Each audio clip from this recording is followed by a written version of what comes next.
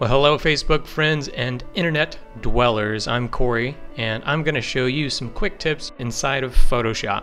Inside of Photoshop, there are literally millions of ways to achieve an effect. I'm going to take the image that's in front of you and correct the blacks, the grays, and the whites, or the shadows, midtones, and highlights. But I'm also going to color correct my image and make it look like it just came out of my camera.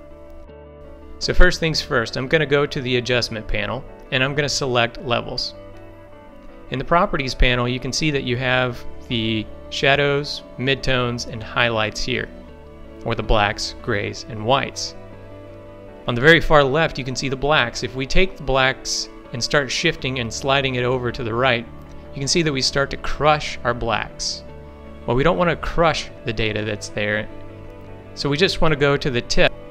And we'll do the same with the highlights. We don't want to clip any of our highlight data, so we'll just slightly move that over to the left. We can take this midtones slider and adjust it either to the left or to the right.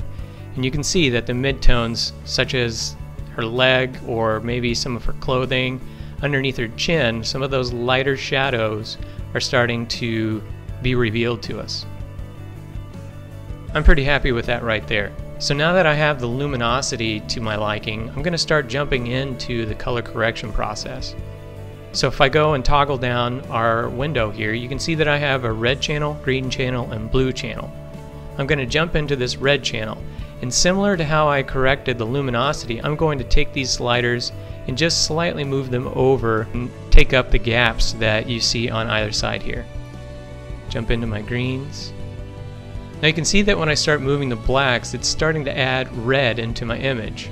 But if I jump over into the highlights, it'll start adding more green, and I'll just take this really extreme. It adds green into the highlights here.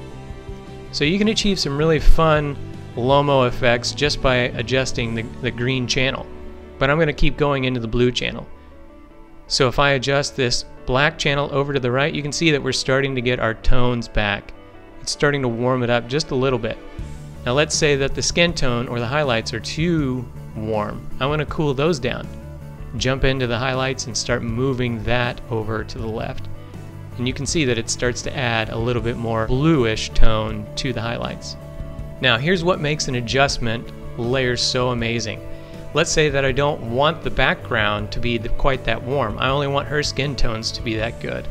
Well, what I can do is select the B key, the brush tool, and I can go in and brush in or brush away that adjustment that I made in the background. Here's my luminosity and color correction, and then here's the addition of the layer mask. So we can take that image through a full color correction process just with one adjustment layer. Well, thanks so much for watching this tutorial, and remember, if you're interested in learning more about post-processing your images via Camera Raw or Photoshop, join us Monday the 9th from 7 p.m. to 9 p.m. You can sign up at okfocusgroup.com. Thanks a lot, guys.